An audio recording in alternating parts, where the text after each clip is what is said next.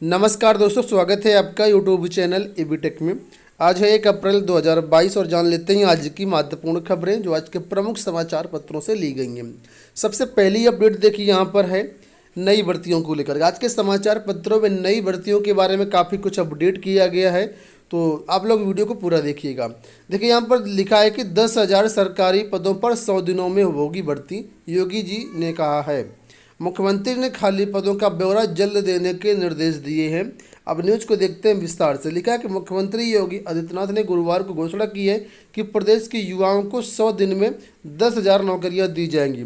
उन्होंने यह निर्देश अपने सरकारी आवास पर प्रदेश के समस्त चयन आयोगों, बोर्डों के अध्यक्षों के साथ बैठक में दिए।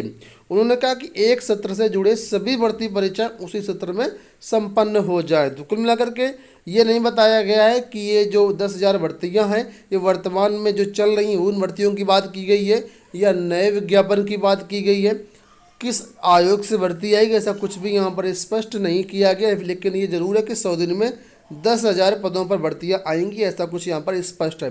और यहाँ पर देखो आगे लिखा है कि पिछले 5 सालों में योगी सरकार ने 4.5 लाख नौकरियां दी हैं। ठीक है, और योगी 2.0 मिशन में रोजगार और तेज गति से आगे बढ़ाने की तैयारी है। साथ में विभागों को भर्तियां निकालने के निर्देश भी दे दिए गए हैं। सभी विभागों में भर्तियां निकालने के निर्देश दे दिए गए। वहीं पर पिछली सरकार में अनाउंसमेंट किया गया था कि जो भी अभ्यर्थी हैं, जो छात्र पढ़ाई कर रहे हैं, उनको स्मार्टफोन, लैपटॉप, टैबलेट वितरण किए जाएंगे। तो उसमें जो है एक बार फिर से ये मामला जोर पकड़ा है और कल इसको लेकर के अनाउंसमेंट किया गया है कि जितने भी ज़िले ऐसे हैं जहाँ पर अभी तक स्मार्टफोन, टैबलेट वितरण नहीं किए गए, वहाँ पर इसकी तैयारियाँ तेज की जाए और सभी जिलों में सांसद विधायकों की मौजूदगी में छात्र छात्राओं को लैपटॉप व स्मार्टफोन बांटा जाए। यूपी SSS की भर्तियों के बारे में यहाँ पर देखो अपडेट है। लिखा है 19,000 पदों पर भर्तियों की तैयारी में जुटा आयोग, इन पदों पर होगी ये भर्तियाँ। मुख्यमंत्री योगी आदित्यनाथ की ओर से सरकारी नौकरी देने का 100 दिन का लक्ष्य तय करने का निर्देश दिए जाने पर अधीनस्थ सेवा चयन आयोग 19,801 पदों पर भर्तियां कराने के लिए कमर कस रहा है। अगले 100 दिनों के दौरान राजस्व लेखपाल के 8,805 पद, स्वास्थ्य विभाग और एनएम में 9,212 पद, निदेशक प्रशिक्षण सेवायोजन के अंतर्गत जो ITI अनुदेशक हैं उनके 2,504 पदों पर भर्तियों की तैयारी में जुट गया है। इन सभी भर्तियों में वही अभ्यर्थी बैठ सकते हैं जो आयोग की ओर से पिछले वर्ष आयोजित पीटी परीक्षा में शामिल हुए हों, जिनके पास पीटी का वैध स्कोर कार्ड हो। ठीक है, तो इन पदों पर जो है देखिए अब तैयारी तेज कर ली गई है। उम्मीद है कि बहुत जल्द इन परीक्षाओं का जो कार्यक्रम है वो जारी किया जाएगा और परीक्षा आयोजित करके जो अभ्यर्थी हैं उनको तैनाती दी जाएगी। तो फिलहाल यूपी SSS अब तैयारी कर रहा है अगले 100 दिन के प्लान को लेकर के। होमगार्ड विभाग के खाली पदों पर भर्ती को लेकर के देखिए अपडेट किया गया कि जल्द होगी भर्ती। होमगार्ड मंत्री धर्मवीर प्रजापति ने गुरुवार को विभागीय अधिकारियों के साथ समीक्षा बैठक में कहा कि होमगार्ड जवानों को और मजबूत बनाया जाएगा, जवानों की सुविधाएं बढ़ाई जाएंगी। मंत्री ने विभाग में जवानों के अलावा अधिकारियों, कर्मचारियों के खाली पदों का जल्द भर्ती करने की बात कही। उन्होंने अधिकारियों से खाली पड़े पदों का ब्यौरा मांगा है। तो कुल मिलाकर के होमगार्ड विभाग में भी भर्तियां देखने को मिलेगी। ठीक है, और यहाँ पर देखो यही सारी चीज़ें अपडेट किया गया कि होमगार्ड विभाग के खाली पदों पर जल्द होंगी भर्तियाँ। ठीक है, अब यहाँ पर देखो अपडेट है यूपी बोर्ड परीक्षाओं को लेकर के। लिखा है कि पेपर लीक मामले में 7 लोग और गिरफ्तार। यूपी बोर्ड परीक्षा के पेपर लीक मामले में गुरुवार को पुलिस ने 7 और आरोपियों को गिरफ्तार किया है। अब तक इस मामले में 24 लोगों की गिरफ्तारी हो चुकी है। बोर्ड परीक्षा के दौरान बलिया में मंगलवार को हाई स्कूल संस्कृत और बुधवार को इंटर अंग्रेजी का पेपर आउट हो गया था। इस मामले में बुधवार को पुलिस ने DIOS ब्रजेश मिश्र समेत 17 लोगों को गिरफ्तार किया गया था। ठीक है, और वहीं जिले के नगरा क्षेत्र से गुरुवार सुबह एक प्रबंधक और 2 प्रधानाचार्य समेत 7 आरोपियों को STF पुलिस ने गिरफ्तार कर लिया है। देखिए, इस पेपर लीक मामले से कुल मिलाकर के 24 जिले के अभ्यर्थी प्रभावित हुए और उसी के बारे में यहाँ पर अपडेट है कि इंटरमीडिएट के अंग्रेजी का पेपर लीक मामला DIOS ब्रजेश प्रयागराज के अलावा प्रतापगढ़, हरदोई, जौनपुर में भी रहे तैनात। 2200 केंद्रों के 5.25 लाख छात्रों की परीक्षा प्रभावित हुई है। जहां जहां भी उस सीरीज के पेपर थे उन समस्त जिलों के पेपर को कैंसिल किया गया। ठीक है। और इस तरीके से 2200 केंद्र के 5.25 लाख छात्र जो है प्रभावित हुए हैं। हालांकि ये परीक्षा अब 13 अप्रैल को करवाई जाएगी।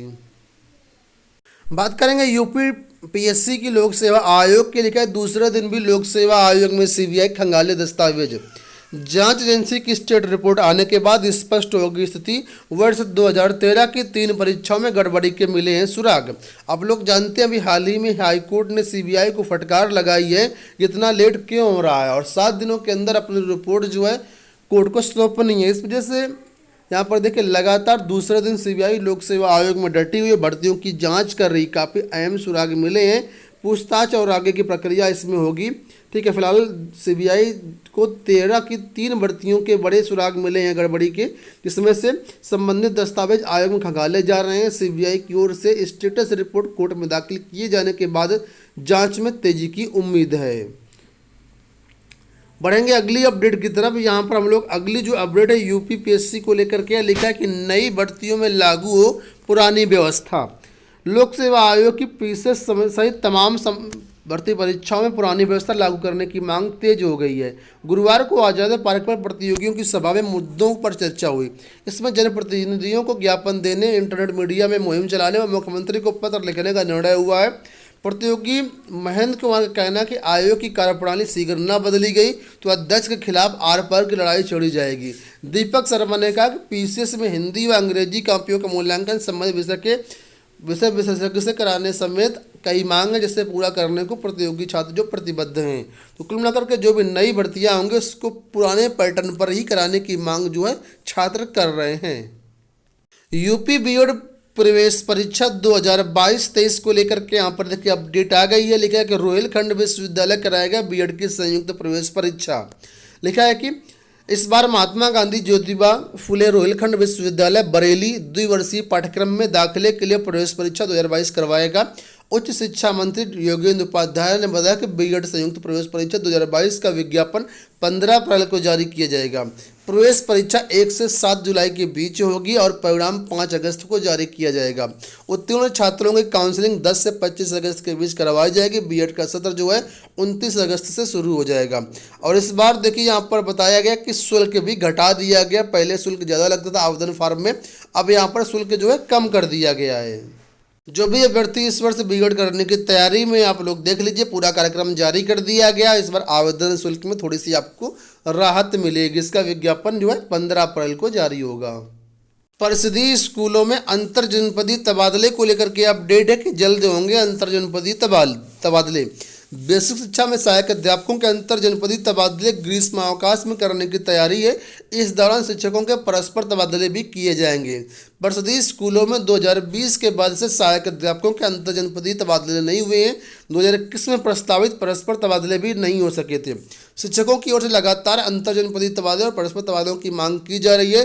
शिक्षक संगठन भी विभाग पर तबादले को लेकर के दबाव बना रहे हैं। विभागीय सूत्रों के मुताबिक उच्च स्तर से मिले निर्देश के बाद महकमे में अंतर जनपदीय तबादले की कवायद शुरू की गई है। तबादले संदर्भ नीति के अनुसार ऑनलाइन ही किए जाएंगे। तो अच्छी बात है कि यहाँ पर अंतर जनपदीय तबादले और परस्पर तबादले जल्द शुरू किए जाएंगे। आरआरबी एनटीपीसी का रिवाइज रिजल्ट जारी हो गया है और यहाँ पर देखो अपडेट है कि रिवाइज रिजल्ट में ओबीसी से नीचे गया ईडब्ल्यूएस का कट ऑफ। आरआरबी के एनटीपीसी के संशोधित रिजल्ट ने कट ऑफ में अच्छा खासा प्रभाव डाला है। लगभग सभी श्रेणी में कट ऑफ नीचे गिरा है। आरआरबी इलाहाबाद ने अपनी वेबसाइट पर अभ्यर्थियों के लिए कट ऑफ का लिंक जारी किया है। संशोधित रिजल्ट में इंटर लेवल के पदों पर अधिक कट ऑफ गिरा है। संशोधित रिजल्ट में सबसे अधिक अंकों का जो उतार चढ़ाव ईडब्ल्यूएस श्रेणी में दिख रहा है। अधिक फायदा इसी ग्रुप के छात्रों को है। 26 अंकों तक की गिरावट हुई है इसमें। लेवल 2 में पिछली बार ईडब्ल्यूएस श्रेणी में कट ऑफ 91.85 था, जबकि संशोधित रिजल्ट में 65.54 है। कुल मिलाकर के रिवाइज रिजल्ट जारी करने से बहुत ज़्यादा अभ्यर्थियों को फायदा हुआ है। और इसकी परीक्षा के बारे में अपडेट है कि यूनिक रोल नंबरों से मई में होगी परीक्षा। ठीक है, परीक्षा का संशोधित परिणाम जारी करके छात्रों को राहत मिल गई है। अब इसमें आगे की जो परीक्षा है उसके लिए 20 गुना अभ्यर्थी अगले चरण के लिए परीक्षा देंगे। तो RRB chairman R A Jamali के मुताबिक परीक्षा मई में होगी। इस बार यूनिक रोल नंबर दिए जाएंगे। अभ्यर्थियों को किस शहर में परीक्षा देनी है ये परीक्षा के 10 दिन पहले बताया जाएगा। साथ ही परीक्षा के 4 दिन पहले एडमिट कार्ड डाउनलोड हो पाएंगे। ठीक है, तो ये हो गई दोस्तों आज की सारी सूचनाएं। आशा करते वीडियो पसंद आया होगा। इसी तरह की अपडेट पाने के लिए चैनल को सब्सक्राइब कर लीजिएगा वीडियो पसंद आया हो तो वीडियो को लाइक भी कर दीजिएगा। धन्यवाद।